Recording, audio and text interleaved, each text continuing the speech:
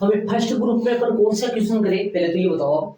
First group में अपन वो question करे थे जिनमें अपने को सीधा नॉर्मल आसानी से ये बोल दिया था कि इस बिंदु पर संतति की जांच कर लो। बाकी जैसे मान लो एक बात ये भी बताई थी मैंने बेसिक में, कोई फलन यदि एक बिंदु पर सतत है तो बाकी सभी बिंदुओं पर वो क्या होगा, सतत होगा।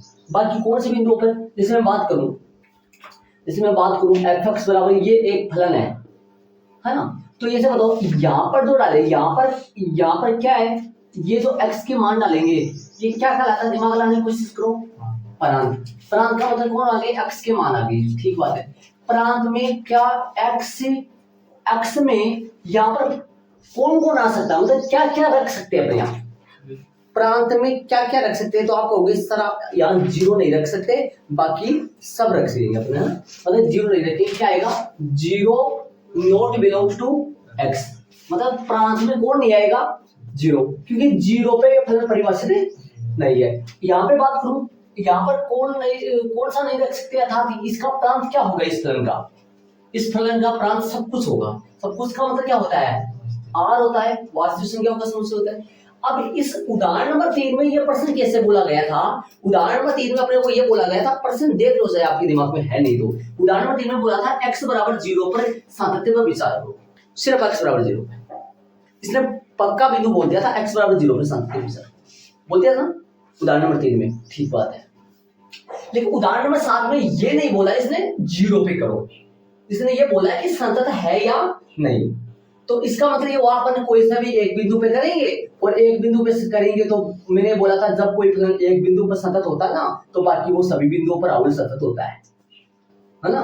तो एक बिंदु पर सतत सातत्य की जांच करेंगे, यदि एक पे सतत है तो बाकी ये सभी बिंदुओं पर सतत है। तो क्या इसमें 0 पे करना जरूरी है क्या, इसमें कोई बिंदु थोड़ी दे रखा है फिक्स भाई 0 पे। उदाहरण नंबर 3 में भी ये प्रश्न था, उदाहरण नंबर 7 में भी ये प्रश्न है। उदाहरण नंबर 3 में 7 में ये फर्क है, 3 में तो अपने को प्रूफ बिंदु दिया था तो ये लाइन नहीं आई थी, दिमाग लगाओ ये लाइन नहीं आई थी। मैंने क्या लिखा था वाले लाइन में, आपकी याद है तो, अतः हाँ यह, अतः हाँ x बराबर 0 पर यह फलन सतत है।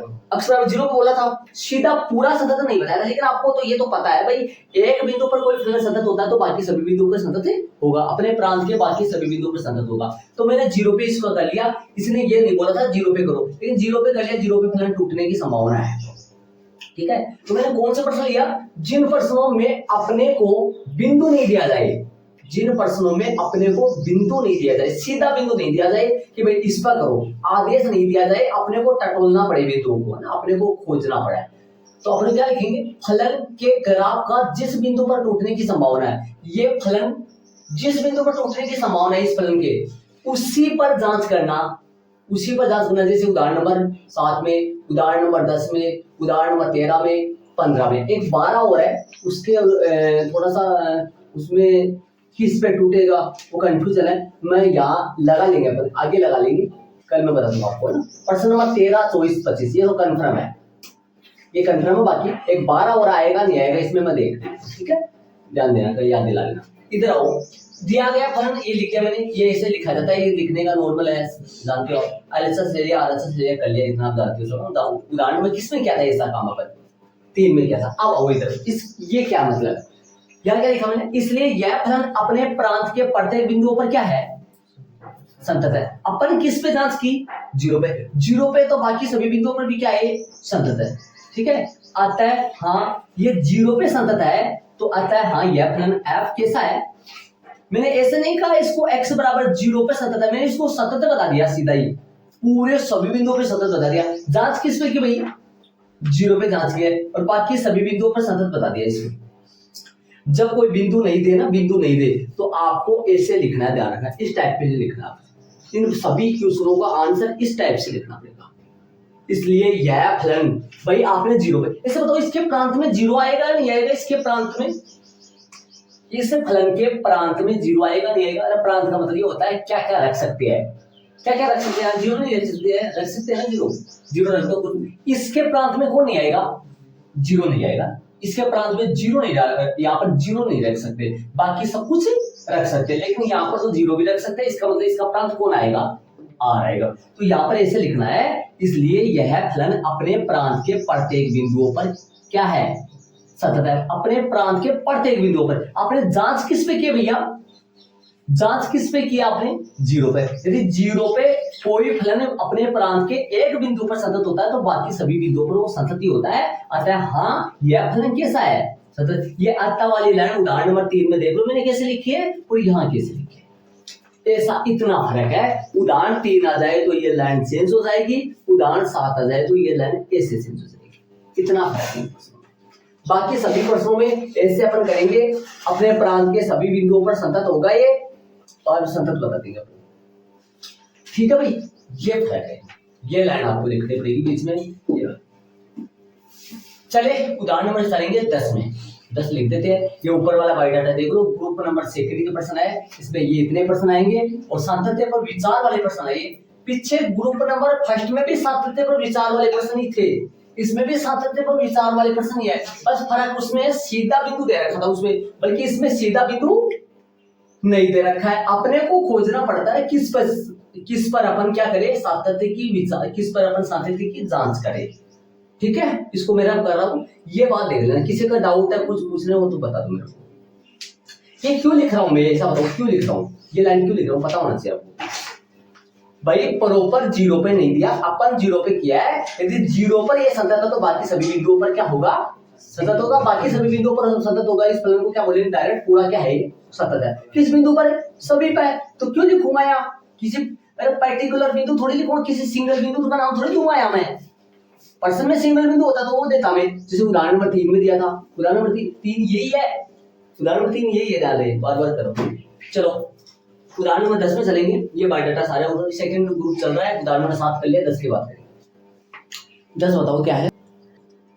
एन ग्राफ खूब सारा बनाया नहीं, देखो मैं बताऊं। एफ अक्स बराबर के है अक्स प्लस 2।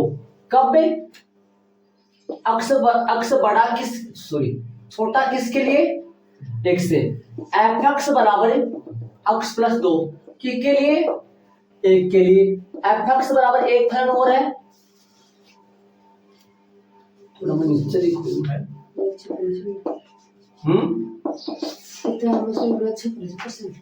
यो देख लीजिए कौन ये चीजें गौर करके जाना पड़ेगा भैया।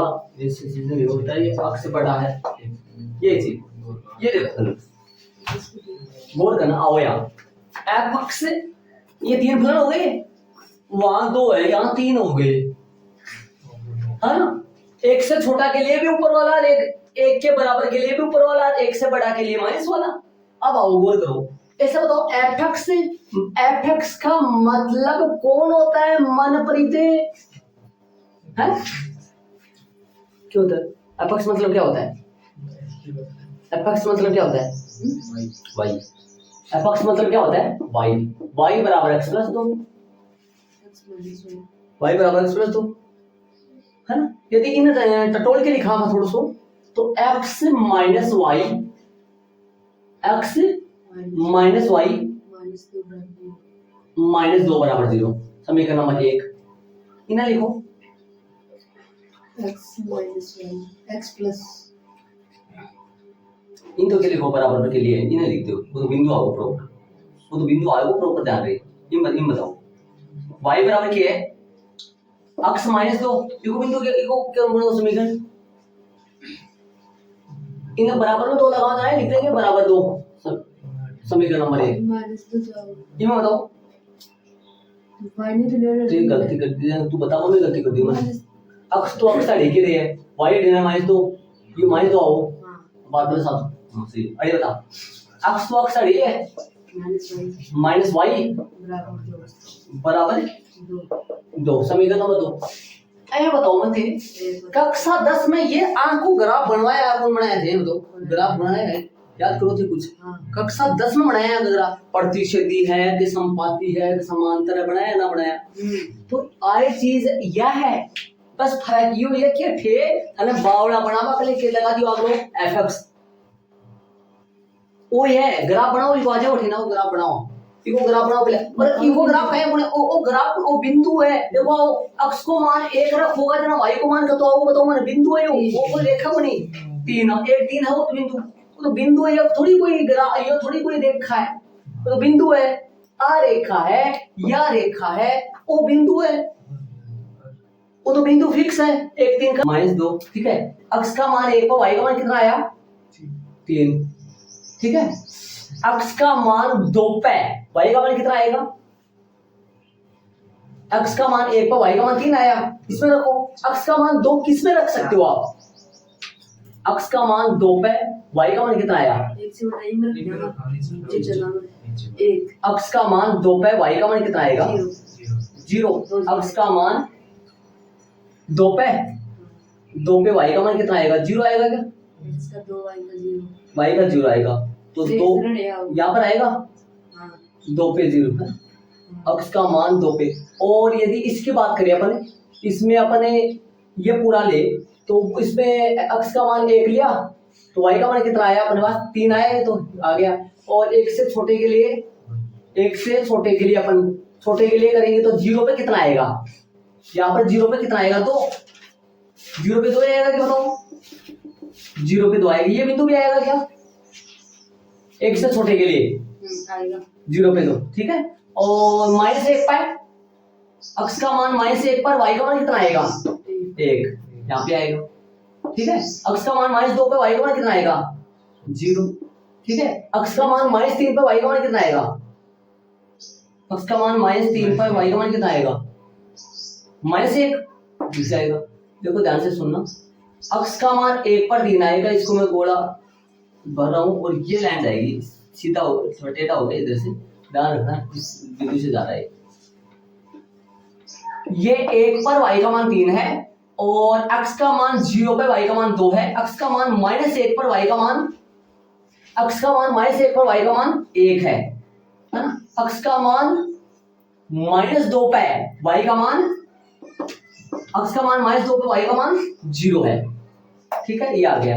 और अक्ष का मान 1 पर 3 है और अक्ष का मान यदि 2 पे हो, अपने पास अक्ष का मान यदि किस पे हो 2 पे कितना आएगा 2 पे 0, 2 पे तो 0 ही है ना, 2 पे 0। और अक्ष का मान यदि अपन 1 डाले तो 1 पर कितना आएगा, इसके अंदर 1 डालेंगे तो 1 पर कितना आएगा, 1 पर अपने पास -1 आएगा, 1 पर अपने पास आएगा तो कितना, वैसे कितना आएगा 1, यहाँ पर 1 डालो अक्ष का मान तो -1 आएगा, यहाँ ऊपर आएगा थोड़ा सा, यहाँ आएगा, यहाँ ये खाली आएगा लेकिन यार, ठीक है। और अक्ष का मान 2 डालो, y का मान कितना आएगा 0, अक्ष का मान 2 डालो और अक्ष का मान 3 डालो, y का मान कितना आएगा 1, y का मान 1, ये रहा 1, ठीक है। अक्ष का मान 4 डालो, y का मान कितना आएगा 4 डालने से 2, ये गए।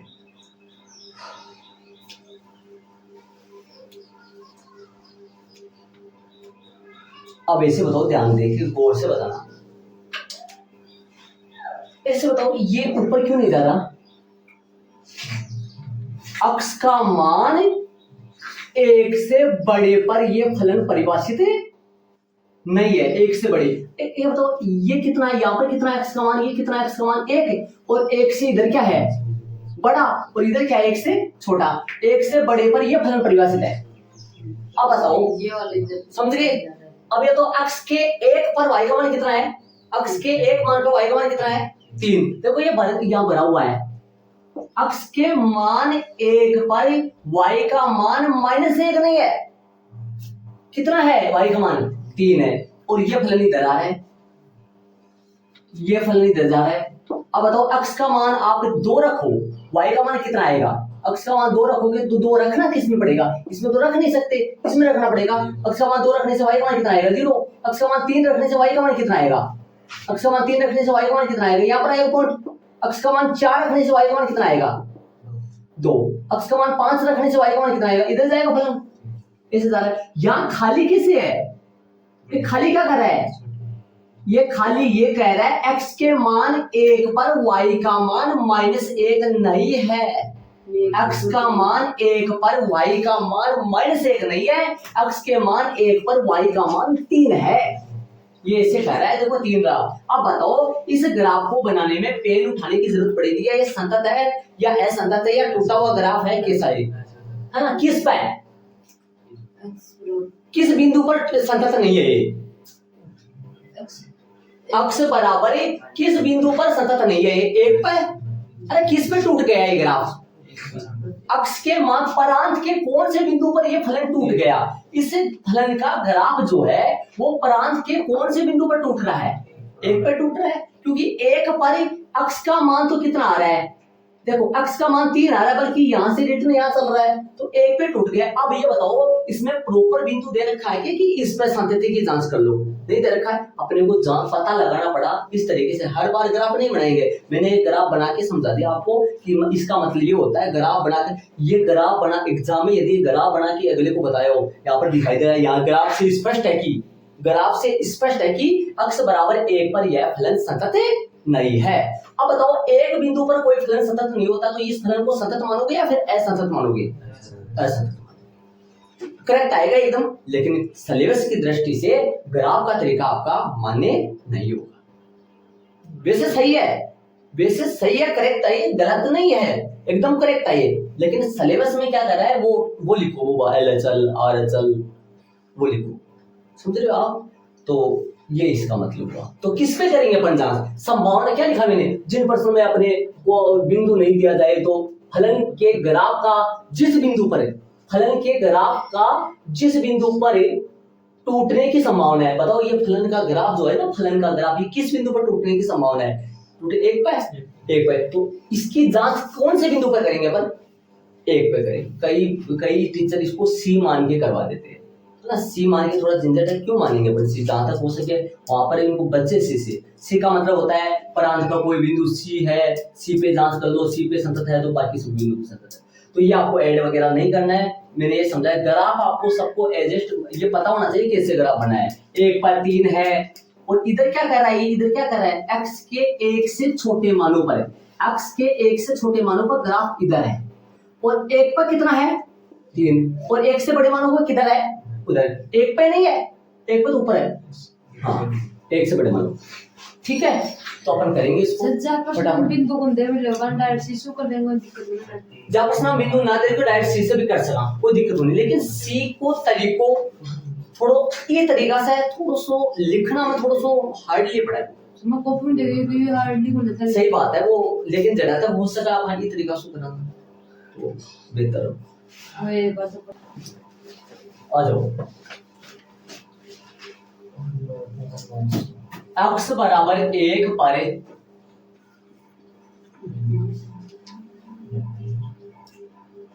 सातत्य की क्या करें? सातत्य की जांच।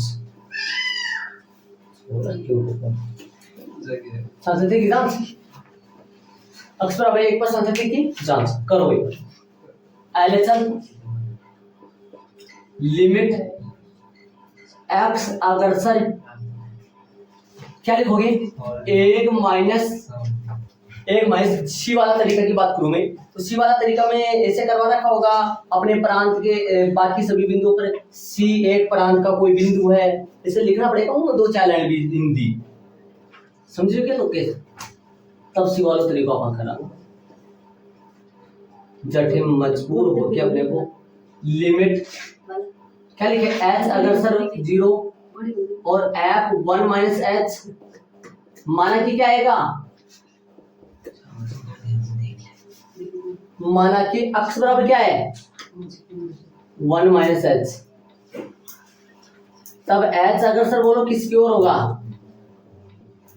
0 की ओर। बताओ लिमिट h अग्रसर 0 की ओर।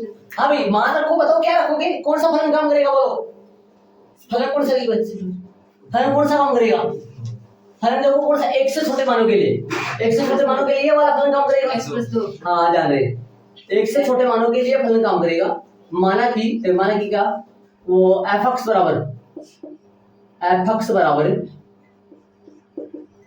1 से छोटे मानों के x प्लस 2, इसलिए f 1 माइनस h बराबर बताओ x की जगह क्या रख दे?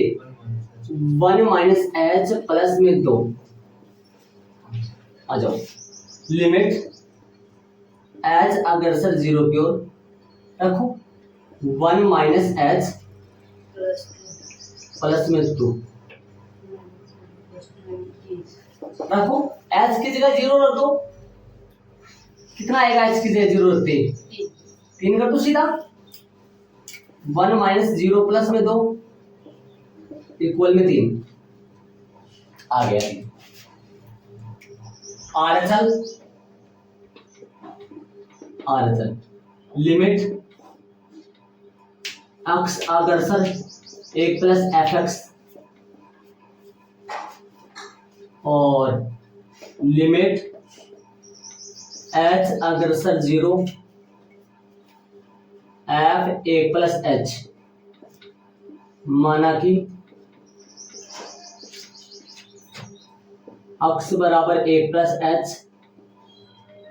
तब एच अग्रसर किसकी ओर होगा?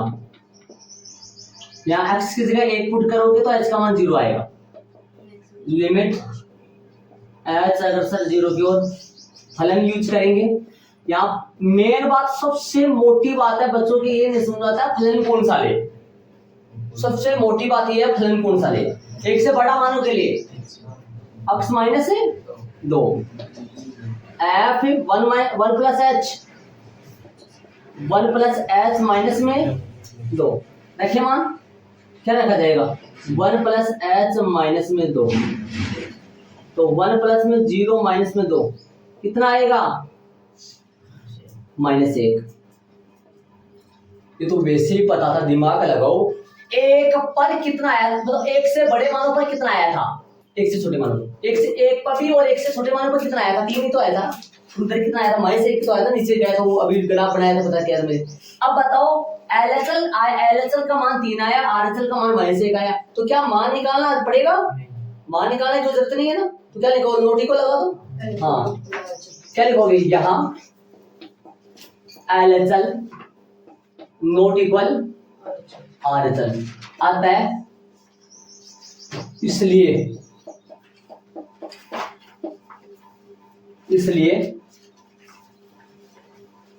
यह